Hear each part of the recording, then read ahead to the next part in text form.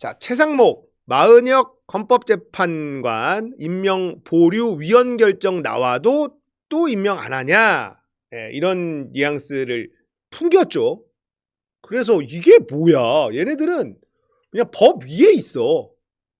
완전히 법 위에 있어.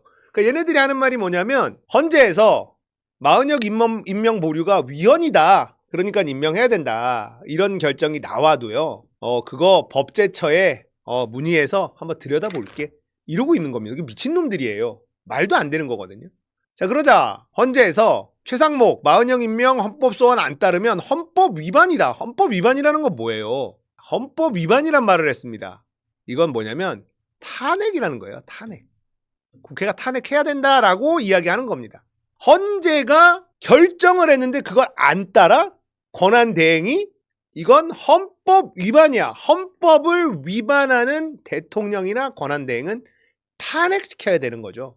이거는 탄핵의 명분을 만들어주는 겁니다. 인용결정 시 따라야 되고 최상목 측은 헌재 결정을 존중할 것. 그런데 즉각 임명은 안 할 때. 이게 뭡니까? 헌재 결정을 존중하면 해야지. 말장난을 하는 거죠. 최상목은 대통령 권한대행이 아니라 내란 수계 대행을 하고 있다. 유시민 작가가 이렇게 논평을 했습니다. 그러니까 최상목의 앞으로의 행보는 예측이 된다는 겁니다. 본인의 역할에 충실하고 있다. 그러니까 대통령 권한대행이라고 생각하면 우리가 열이 받지만 최상목은 대통령 권한대행이 아니라 내란 수계의 권한대행을 하고 있어. 윤석열 대신에 내란 수계로서의 윤석열 대신에 그 역할을 하고 있기 때문에 다 안 한다. 그러니까 이거 가지고 우리가 막 분노할 필요가 없다. 앞으로 예측이 되고. 자, 그러면 최상목은 헌재가 뭘 결정하든 뭘 하든 안 한다라는 거잖아요. 그럼 우리는 뭘 해야 될까? 그러니까 이걸 생각하면 된다는 거예요.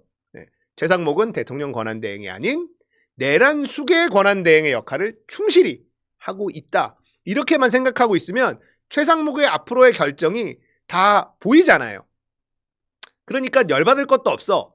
최상목은 내란 특검, 김건희 특검 다 거부권 행사할 거고, 그리고 마은혁 헌법재판관의 임명도 계속 안 할 거고, 헌재에서 임명해라 라고 얘기해도 안 할 겁니다. 여러 가지 이유를 대서, 말도 안 되는 변명이지만 이유를 대서 안 할 거다라는 걸 우리가 알고만 있으면 돼요. 자, 헌법재판소에서 마은혁 임명 보류 사건 선고를 연기하기로 했어요. 오늘 오전에. 변론 재개. 최상목 측에서 이거 변론할 수 있게 해줘라. 그래서 이거 무시하고 그냥 선고한다라고 했는데 이거를 변론을 받아주기로 한 겁니다. 원래는 오늘 오후 2시에 선고 예정이었는데 그래, 니들이 하는 말 뭔지 들어보겠어. 자, 이것 때문에 또 많은 분들이 열이 받네. 야, 헌재 뭐 하는 거야? 그냥 선고해야지. 이 부분에 대해서도 제가 말씀을 좀 드리겠습니다. 지금까지 헌재의 스탠스, 헌재가 쭉 해오고 있는 이 행보를 보면요. 누구보다 빨리 이걸 처리하고 싶어 합니다. 윤석열 측에서 낸 모든 것들 다 기각하고 있어요. 그리고 예정대로 간다. 증인 신청 엄청 집어넣는데 몇 명 그래 받아주고 그 대신에 이 사람들의 신문 시간은 1시간, 1시간 반 딱딱 정해놨습니다. 그러니까 이걸 누구보다 빨리 처리하고 싶고 잡음이 없이 처리하고 싶은 거예요.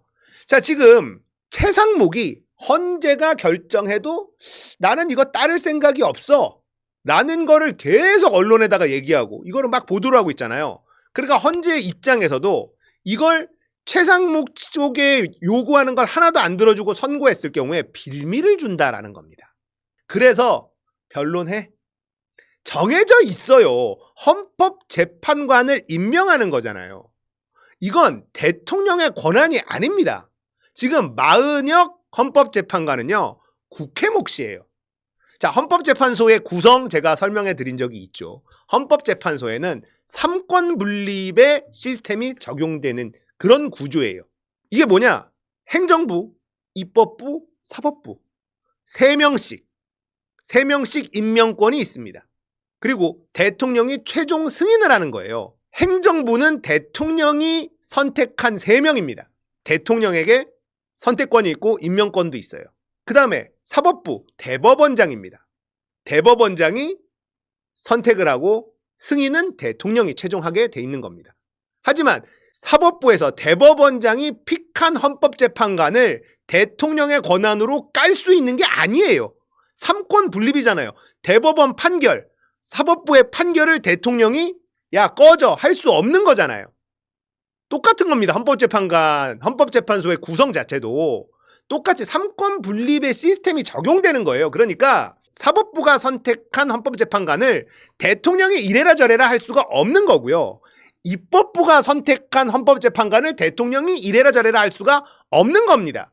여야 합의 됐어요. 여야 합의 다 된 겁니다. 끝난 거예요. 합의가 다. 근데 이거를 지금 바뀐 원내대표단이 이거를 허락하지 않고 있으니 여야 합의가 안 된 거다라고 우기는 거죠. 그래서 국회의 몫은 대통령이 건드릴 수 없어요. 그냥 임명하는 겁니다. 요식행위예요. 국회에서 3명이 결정이 되면 대통령이 마음에 들건 안 들건 그건 중요하지 않아요. 삼권 분립이기 때문에 그렇습니다. 대통령 마음대로 입맛에 맞는 사람은 3명이에요. 그렇게 균형을 맞춰야 된다라는 게 헌법재판관 구성의 기본 원칙. 그러니까 대통령 권한대행이 이러쿵저러쿵 할 수 있는 권한이 있는 게 아닌데 하고 있는 거예요. 그래서 헌법소원을 냈고 여러 사람이 헌법소원을 냈습니다. 그중에 제일 빠른 거 하나가 지금 들어간 거고 이게 답니다. 그러면은 헌법재판관을 최상목이 임명하지 않은 건 위헌이야 라고 하면 그냥 임명하면 돼요. 근데 지금 우리가 뭘 고민하고 있는 거예요? 임명해야 되는데 임명을 안 할 때 그 다음에 어떻게 해야 되느냐? 지금 이걸 얘기하고 있는 거잖아요. 역대 정권 중에 이런 적이 없어요. 법조항에 몇 시, 몇 초, 몇 시간 뒤, 며칠 뒤라고 써있지 않잖아. 이런 걸 하고 있단 말이에요. 자, 최상목은 이게 있습니다. 이 문건. 예비비를 조속한 시일 내 충분히 확보하여 보고할 것. 국회 관련 각종 보조금 지원금, 각종 임금 등 현재 운영 중인 자금 포함 완전 차단할 것. 국가 비상 입법기구 관련 예산을 편성할 것. 이걸 받았잖아요. 그리고 F4라고 해서 한국은행장이랑 뭐 금융 관련된 4명이서 바로 회의도 했잖아요. 그러니까 얘는 내란에 깊숙이 관여된 인물이기 때문에 다 거부할 수밖에 없는 거예요. 헌법재판관 임명마저도 안 할 수밖에 없는 겁니다. 이제 이해가 되죠? 그러니까 최상목이 앞으로 무슨 짓을 할지는 정해져 있어. 자, 그러면 민주당이 어떻게 해야 되냐? 그냥 탄핵하면 됩니다. 민주당도 고민이 깊죠? 예. 고민이 깊어요. 왜냐? 최상목을 탄핵하면 저쪽한테 저거 봐라. 계속 탄핵만 일삼는다라는 공격의 빌미를 줘요. 가뜩이나 굉장히 거칠어진 폭도로 변신할 수 있는 애들에게 먹잇감을 던져준다라는 부담이 있을 수 있습니다. 역풍이라는 부담하고는 좀 다른 거예요. 역풍이라는 부담과는 분명히 다릅니다. 그리고 헌재 시계가 제 기능을 하고 있습니다. 정확하게 그 시계는 작동을 하고 있잖아요. 어차피 2월 중순이면 결론이 난다. 이건 결론이 나면 완벽하게 탄핵이 되고 나면 그때 드라이브를 걸어도 늦지 않다. 이런 생각을 할 수가 있습니다. 민주당의 지도부가 고민이 많을 수밖에 없어요. 이건 어쩔 수 없습니다. 정치라는 게 그렇고 결국은 선거라는 게 임박해 있기 때문에 이 고민은 사실은 어쩔 수 없죠. 그러나 저라면 이럴 때일수록 그냥 원칙만 찾는 게 답이다. 원칙만 찾아야 돼요.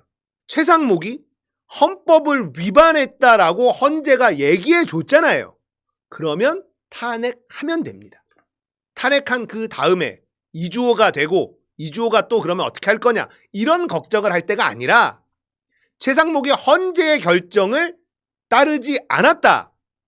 그러면 탄핵을 하면 되는 거예요. 만약에 국회가 그걸 탄핵을 안 하면 민주당이 직무유기가 될 수 있습니다. 복잡한 상황이 얽혀 있을수록요. 원칙대로 하는 게 정도예요. 이때는 정도만 걸으면 탈이 안 납니다. 저는 그렇게 생각을 해요. 물론 민주당의 현실 정치인들은 이런 얘기가 참 속편한 얘기다라고 얘기할 수 있겠지만 이런 시기일수록 여러 가지 계산하면 꼬여요. 답이 안 나온다. 정답이라는 게 존재할 수 있습니까? 지금 최상목을 날리면 이주호가 올 텐데 이주호가 그러면 다 해줄까? 이런저런 복잡한 생각을 하면 답이 나오나요? 안 나와요, 답이. 이럴 때는 어떻게 해야 되냐? 그냥 원칙대로. 정도로 헌법을 위반했다고 헌재가 얘기해 줬으니 그럼 국회는 탄핵 절차를 밟는다. 탄핵 절차를 밟든 안 밟든 문제는 똑같이 존재합니다. 그러니까 이럴 때는 그냥 아무 생각 말고 지금 상황의 원칙이 뭘까? 이것만 보고 하면 제일 탈이 안 난다. 저는 이렇게 조언하고 싶다. 물론 저보다 훨씬 더 뛰어난 분들이 민주당 지도부에 계시기 때문에 가장 현명한 판단을 할 거라 믿습니다. 그리고 지금 같은 시국에는요. 어떤 결정을 내리든 저는 민주당의 결정을 전폭적으로 지지합니다. 이럴 때 저렇게 하면 안 돼, 이렇게 해야 돼, 이거 아무 도움 안 돼요. 지금 민주당이 고민하고 있기 때문에 제가 이런 말을 하는 거지, 민주당이 제 생각과 다른 결정을 내렸다? 그래도 저는 전폭적으로 민주당의 결정을 지지할 겁니다. 지금은 뜻을 하나로 모아야 돼요. 여러 사람이 내 말이 맞았지, 저렇게 하면 안 되는데, 이런 거 아무 도움이 안 됩니다. 건설적인 논쟁이 아니에요. 토론이 될 수 없습니다. 지금은 문제를 해결해 나가는 것, 그 이외에 그 어떤 것도 필요하지 않아요. 뭐가 가장 옳은 판단인지 그 결과가 나오기 전까지 아무도 알 수 없습니다.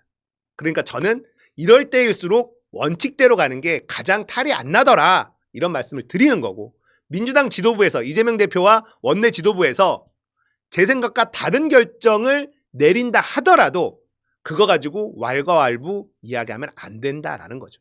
결정되지 않았고 헌재에서도 바로 선고 내리지 않고 최상목의 변론까지도 듣기로 했고 명분 쌓기라고 봐요. 헌재가 지금 최상목 편을 들거나 윤석열 편을 들거나 이런 상황이 아니다.